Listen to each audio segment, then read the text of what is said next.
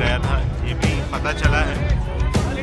घर के अंदर घुस के कोई चाकुओं से हमला कर दे तो ये वहाँ की राज्य सरकार और केंद्र सरकार के ऊपर बहुत बड़े प्रश्न चिन्ह खड़ा करता है। पर आए दिन इस तरह की घटना होना ये साफ दिखाता प्रशासन का टोटल फेलियर है। पहले सलमान खान के घर पे फायरिंग हुई, उसके बाद बाबा सिद्दीकी को गोली मार के हत्या कर दी गई, और अब रात को 2:30 बजे के करीब एक अज्ञात हमलावर चाकू लेकर घर में घुस जाता है। मुंबई में सैफ अली खान जैसे कलाकार को उनके सबसे सुरक्षित घर में घुसकर मारा दिया जाता है, हमला होता है, और प्रधानमंत्री यहाँ आकर मुंबई में राजनीति करके मार्गदर्शन भी हो जाएगा तो सरकार के ऊपर डालने का, सरकार को दोषी पकड़ने का, ये अभी पुराना तरीका है। सिर्फ सरकार की आलोचना करना यही उनका काम है। मुंबई में एक्टर सैफ अली खान पर बुधवार देर रात उनके घर में घुसकर चाकू से हमला किया गया था। घटना मुंबई के बांद्रा स्थित गुरुशरण अपार्टमेंट के 12वें फ्लोर पर बुधवार देर रात करीब 2:30 बजे हुई। इस हमले में सैफ अली खान को गले, पीठ, हाथ और सिर समेत 6 जगह चाकू लगा था। घायल सैफ को रात में ही लीलावती अस्पताल ले जाया गया था, जहां उनका इलाज चल रहा है। लेकिन अब एक सबसे बड़ा सवाल उठता है कि सैफ अली खान पर जानलेवा हमला हुआ कैसे? बॉलीवुड के सुपरस्टार के घर के अंदर कोई हमलावर कैसे घुस सकता है? वैसे सैफ अली खान पर जानलेवा हमला किसी फिल्मी कहानी से कम नहीं है। ये बात हम इसलिए कह रहे हैं क्योंकि सैफ अली खान पर हमले के पीछे कई लूपहोल्स हैं। जैसे कि सैफ जिस अपार्टमेंट में रहते हैं उसकी सुरक्षा ना के बराबर है। एक सिक्योरिटी गार्ड है जो कि बिल्डिंग के कोने में बैठा रहता है, जबकि सैफ जो कि इतने बड़े सुपरस्टार हैं, उनकी पत्नी करीना कपूर खुद एक सुपरस्टार हैं और उनके घर के अंदर एक भी सीसीटीवी कैमरा नहीं लगा हुआ है। अगर सीसीटीवी कैमरा लगा हुआ होता तो पुलिस को ज्यादा समय नहीं लगता केस को सॉल्व करने में, लेकिन सीसीटीवी कैमरा नहीं लगवाने के पीछे शायद प्राइवेसी हो सकती है, क्योंकि कई बार घर के अंदर कुछ ऐसी बात होती है जिसका वीडियो लीक होने का डर होता है। वैसे तो अपार्टमेंट में कई सीसीटीवी कैमरे लगे हुए हैं, लेकिन उसे मॉनिटर करने वाला भी नहीं ही रहा होगा, तभी हमलावर बड़ी आसानी से सैफ के घर जो कि 12वीं मंजिल पर है वहां जाता है और फिर बड़े ही आराम से वहां से निकल जाता है। सैफ पर हमले के वक्त करीना कपूर घर पर मौजूद नहीं थी। ये बात पता चलती है उनके इंस्टाग्राम पर लगे स्टोरी से, जो कि उस वक्त अपनी दोस्त सोनम कपूर के साथ एक पार्टी में थी। सैफ पर हमले के बाद की एक तस्वीर सामने आई है, जिसमें देखा जा सकता है कि करीना कपूर और वो मेड जिस पर हमलावर ने पहले हमला किया था वो बिल्डिंग के नीचे खड़े हैं और एक ऑटो भी वहां मौजूद है। सैफ अली को इसी ऑटो में लीलावती अस्पताल ले जाया गया क्योंकि उनका ड्राइवर उस वक्त वहां मौजूद नहीं था। सैफ पर हमले के बाद परिवार के दूसरे सदस्यों को इसकी जानकारी दी गई। सैफ के बड़े बेटे इब्राहिम जो कि पास ही में रहते हैं, वो सैफ के घर पर पहुंचे और वो सैफ को लेकर ऑटो से अस्पताल गए, क्योंकि सैफ के पास जो गाड़ी है वो इलेक्ट्रिक कार है और इब्राहिम को इलेक्ट्रिक कार की जानकारी नहीं होगी, तभी वो उन्हें ऑटो से अस्पताल ले गए। आपको बता दें, बॉलीवुड अभिनेता सैफ अली खान पर हमले की जांच मुंबई की क्राइम ब्रांच कर रही है। इस मामले में अभी तक सैफ अली खान के 3 स्टाफ से पुलिस पूछताछ कर चुकी है। पुलिस इस मामले में सोसाइटी में लगे और आसपास के सीसीटीवी फुटेज की भी जांच कर रही है। क्राइम ब्रांच की जांच में पता चला है कि हमलावर सैफ अली खान के घर पर पास की बिल्डिंग से कूद कर पहुंचा था। पुलिस इस मामले के हर पहलू की जांच कर ही रही है। जांच पूरी होने के बाद ही ये साफ हो पाएगा कि आखिर इस हमले को किसने और किसकी मदद से अंजाम दिया। चलिए हम इस पूरे मामले की टाइमलाइन से आपको पहले रूबरू कराते हैं। पुलिस से मिली जानकारी के अनुसार मेड ने पुलिस को बताया कि चोर घर में घुसा था। शोर मचाने पर सैफ आए। सैफ ने चोर को रोका तो उसने हमला कर दिया। सैफ अली खान पर यह हमला गुरुवार रात 2 बजे हुआ है। बताया जा रहा है कि सैफ अली खान के घर पहुंचने के बाद हमलावर पहले सैफ की मेड से उलझा। इसी दौरान सैफ अली खान की नींद खुल गई और वह मेड को बचाने के लिए हमलावरों से भिड़ गए। चोर ने मेड को छोड़कर सैफ अली खान पर हमला कर दिया। हमलावर ने सैफ पर चाकू से कई बार हमला किया। इस हमले में सैफ को कई जगह पर गंभीर चोटें आई हैं। बाद में इस मामले की जानकारी पुलिस को दी गई। हमलावरों के हमले में सैफ अली खान की रीढ़ की हड्डी के साथ साथ शरीर के कई हिस्सों में कुल 6 घाव हुए हैं। सैफ अली खान के गर्दन में भी हमला किया गया है। सैफ अली खान का ऑपरेशन कर रहे डॉक्टरों की टीम ने अपडेट दिया है कि उनकी रीढ़ की हड्डी से चाकू के 2.5 इंच का टुकड़ा निकाल लिया गया है। उनका ये ऑपरेशन सफल रहा है। सैफ अली खान की हालत अब खतरे से बाहर है। Mr. Saif Ali Khan was admitted in the morning at 2 a.m. at Leelavati Hospital with alleged history of assault by some unknown person. At 2 a.m. he sustained major injury to the thoracic spinal cord due to lodged knife in the spine. Surgery was performed to remove the knife and also repair the leaking spinal fluid. 2 other deep wounds on his left hand and one on the neck was repaired by plastic surgery team. The entire surgery was monitored by Dr. Srinivas Kudwa as a cardiologist because of his other condition. He is completely stable now. He is recovering well and out of danger. Thank you. इस घटना को लेकर police ने सैफ अली खान का बयान भी दर्ज कर लिया है। पुलिस की शुरुआती जांच में पता चला है कि इस मामले में जो हमलावर शामिल था वो सैफ अली खान के घर पर काम करने वाली मेड का जानकार था। बताया तो ये भी जा रहा है कि पहले हमलावर पास की बिल्डिंग से कूदकर सैफ अली खान की सोसाइटी में घुसा और फिर इमरजेंसी में आग लगने जैसे घटनाओं के समय जो सीढ़ियों का इस्तेमाल किया जाता है उसी सीढ़ियों से चढ़कर वो सैफ अली के घर तक पहुंचा। इस मामले में पुलिस घर में काम करने वाले 3 लोगों से पूछताछ भी कर रही है। हमलावरों से हाथापाई के दौरान मेड को भी चोटें आई हैं।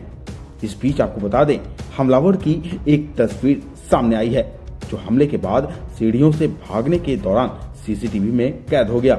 इस पूरे मामले पर पुलिस का क्या कहना है, आइए सुन लेते हैं। अभी कल रात में एक्टर सैफ अली खान इनके साथ जो इंसिडेंस हुआ है उसमें एक एक्यूज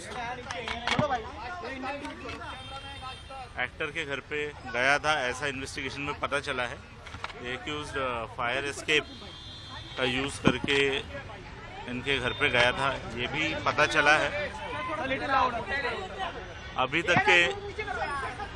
तक के इन्वेस्टिगेशन में ये एक चोरी का अटेम्प्ट था, ऐसा हमारे इन्वेस्टिगेशन में निष्पन्न हुआ है। एक्यूज को जल्दी अरेस्ट करने की कोशिश हमारी चल रही है और एक बार एक्यूज अरेस्ट हो जाता है तो उसके बाद आगे के डिटेल्स ये हम आपसे डिस्क्लोज कर पाएंगे।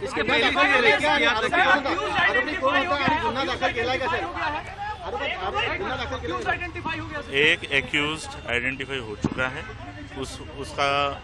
उसने स्टेयरकेस का यूज़ किया था, ये पता चला है।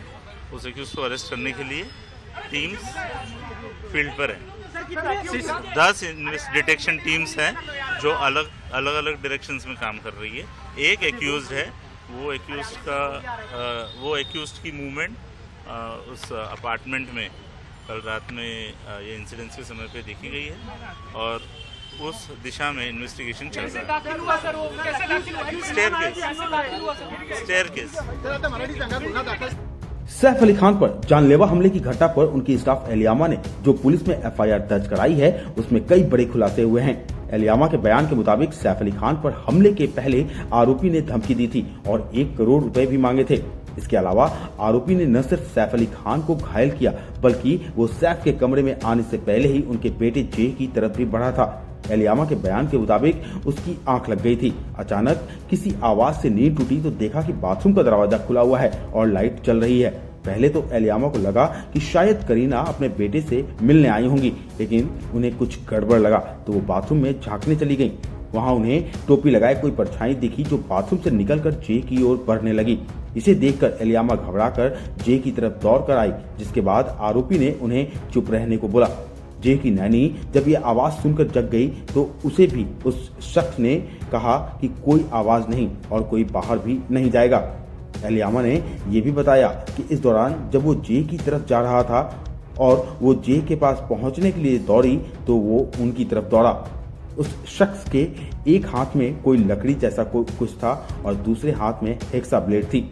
एलियामा की तरफ जब वो शख्स आया तो दोनों के बीच हाथापाई हो गई, जिसमें एलियामा के हाथ की बीच वाली उंगली में हमलावर का हेक्सा ब्लेड लग गया, जिससे उन्हें चोट आ गई। इसी हाथापाई के दौरान एलियामा ने जब हमलावर से पूछा कि क्या चाहिए तो उसने 1 करोड़ रुपए की मांग कर दी।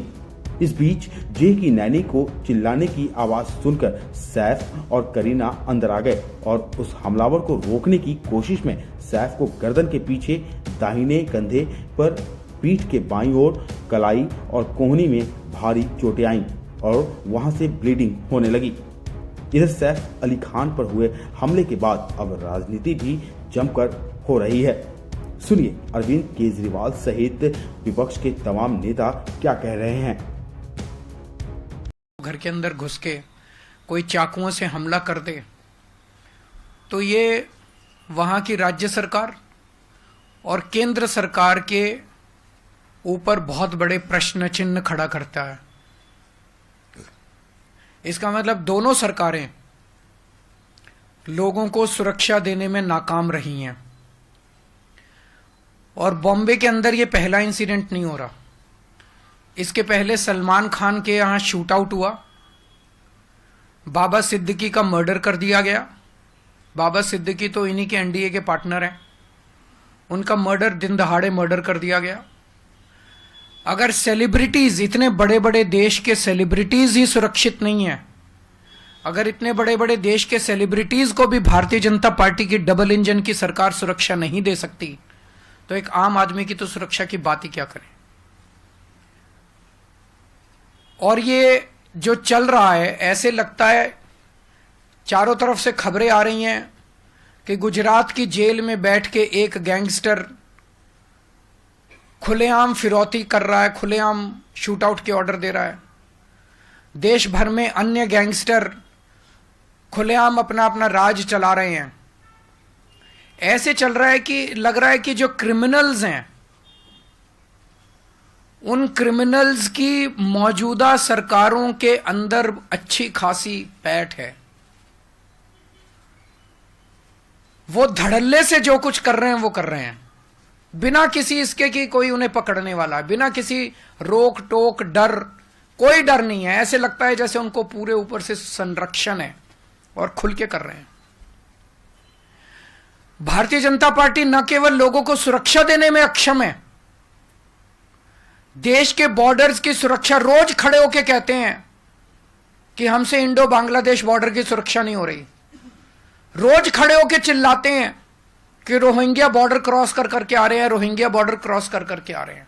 तुम क्या कर रहे हो भाई? अगर तुमसे नहीं हो रही इस्तीफा दे दो। केंद्र सरकार से अगर बॉर्डर्स, सबसे पहली जिम्मेदारी किसी भी सरकार की होती है अपने देश के बॉर्डर की सुरक्षा करना।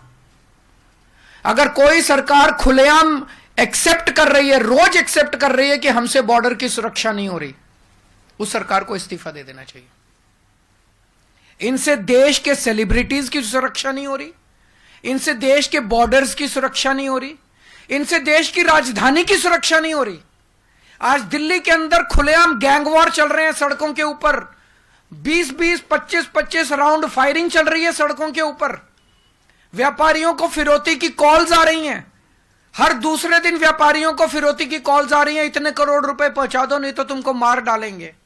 व्यापारी सुरक्षित नहीं है, महिलाएं सुरक्षित नहीं है, बच्चे सुरक्षित नहीं है। रोज दिल्ली से 17 बच्चे गायब हो रहे हैं। तुम दिल्ली को सुरक्षा नहीं दे सकते, तुम देश के सेलिब्रिटीज को सुरक्षा नहीं दे सकते, तुम देश के लोगों को सुरक्षा नहीं दे सकते, तुम देश के बॉर्डर्स को सुरक्षित नहीं रख सकते। तो आज डबल इंजन की सरकार ना तो अच्छी सरकार दे सकती हैं और ना देश को सुरक्षा दे सकती हैं। हम सैफ ये मुंबई का बांद्रा जैसा एरिया एक पॉश एरिया कहलाया जाता है। जिस तरह हॉलीवुड के अंदर बेवर्ली हिल्स फेमस है, इसी तरह बॉलीवुड में बांद्रा फेमस है, क्योंकि यहाँ पे काफी सारे फिल्म स्टार रहते हैं। और यहाँ पर आए दिन इस तरह की घटना होना ये साफ दिखाता प्रशासन का टोटल फेलियर है। पहले सलमान खान के घर पे फायरिंग हुई, उसके बाद बाबा सिद्दीकी को गोली मार के हत्या कर दी गई, और अब रात को 2:30 बजे के करीब एक अज्ञात हमलावर चाकू लेकर घर में घुस जाता है, सैफ अली खान जैसे स्टार के ऊपर अटैक करता है, उनको 6 बार उनको वार लगता है, हॉस्पिटल में उनका इलाज चल रहा है। तो ये किस दिशा के अंदर जा रहे हैं? मतलब लोगों के दिल में डर खौफ सब खत्म हो चुका है, पुलिस का किसी को डर ही नहीं है। वो भी उस रात को ये घटना हो रही है जिस दिन सुबह से देश के प्रधानमंत्री नरेंद्र मोदी जी मुंबई में थे, सिक्योरिटी पूरी टाइट थी, उस रात को इस तरह से हमला होता है। तो क्या सिक्योरिटी है यहाँ पर? सोचे खुदा ना खास्ता हो घर में घुसा, छोटे मासूम बच्चे सोए हुए थे एक रूम में, कुछ होता तो। और वैसे भी उन मासूम बच्चों के खिलाफ अनाप शनाप बकवास किए जाते हैं लोग, छोटे बच्चे तक को नहीं बख्शा जा रहा है, यहाँ पर इतनी बकवास की जाती है उनके खिलाफ। खाता है सैफ अली खान का हमला। कहाँ है लॉ एंड ऑर्डर? कहाँ है हमारे गृह मंत्री?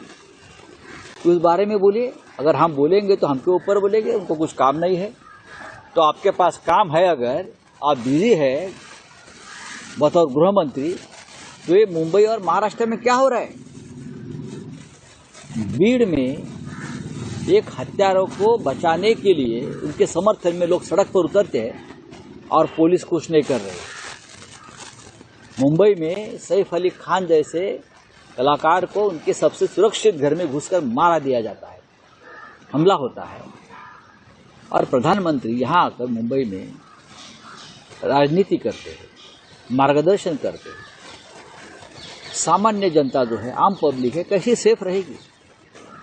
यहाँ झोपड़पट्टी में इसी प्रकार की घटना दर दिन हो रही है।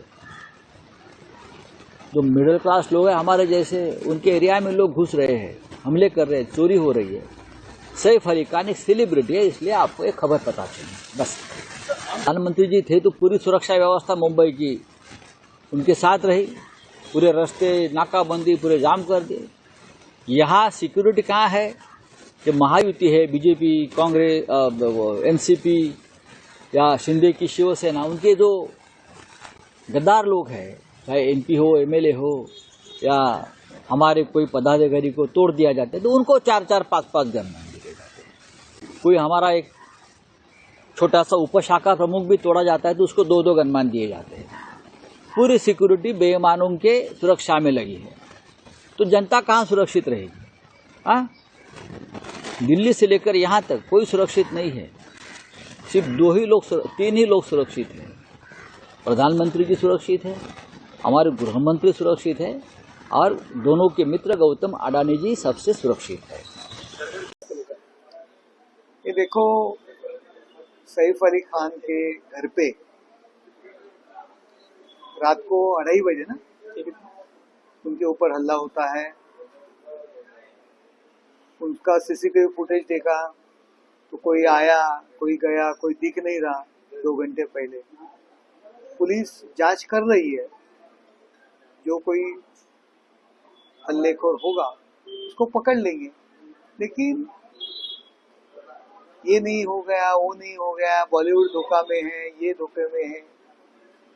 और ये पूरा इल्जाम गृह खाते पे, राज्य सरकार पे लगाने के कोई जो बोल रहे हैं वो क्या मौका देखते हैं क्या?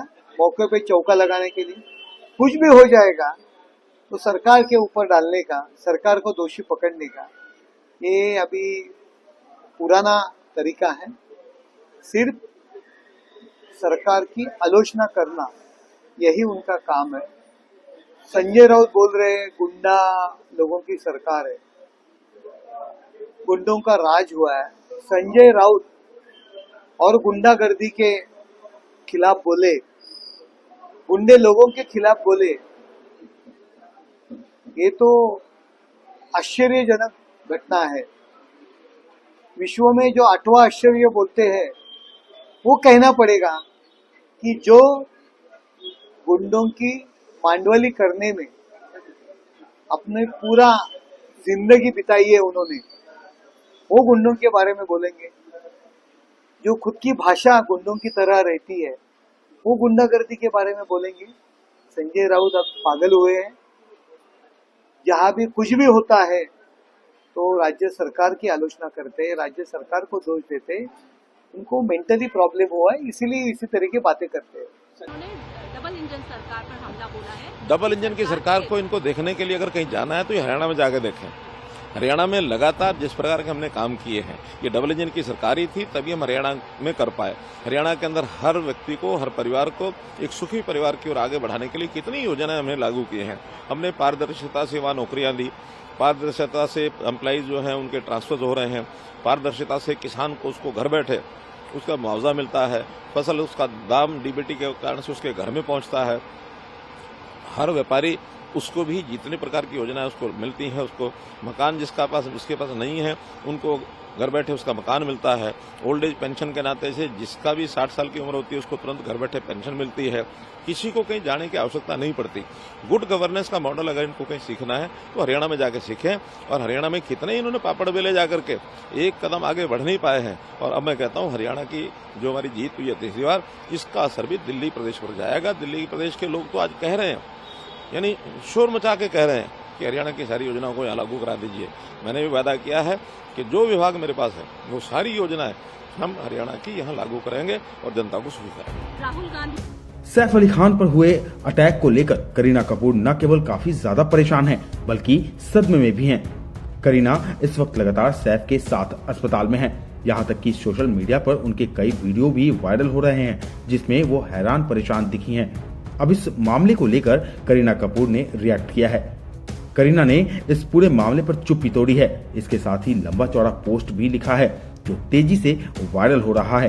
करीना कपूर खान ने इंस्टाग्राम पर पोस्ट लिखा, ये दिन हम लोगों के लिए काफी मुश्किल भरा रहा।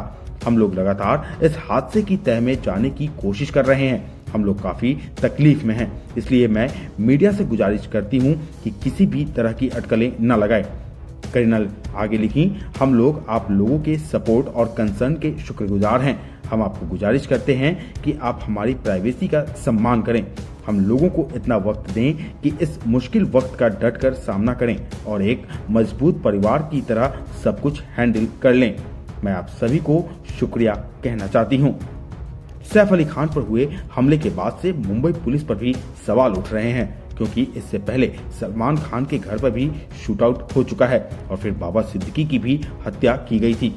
अब ऐसे में मुंबई पुलिस भी सवालों के घेरे में है। हालांकि मुंबई पुलिस की 10 टीमें बनाई गई हैं जो हमलावर के धरपकड़ और इस हमले के पीछे के राज को खोलने की दिशा में काम कर रही है। इस खबर पर आप अपनी राय हमें कमेंट कर जरूर बताएं। देश और दुनिया की तमाम खबरों के लिए आप इंडिया आज को सब्सक्राइब करें और बने रहें हमारे साथ।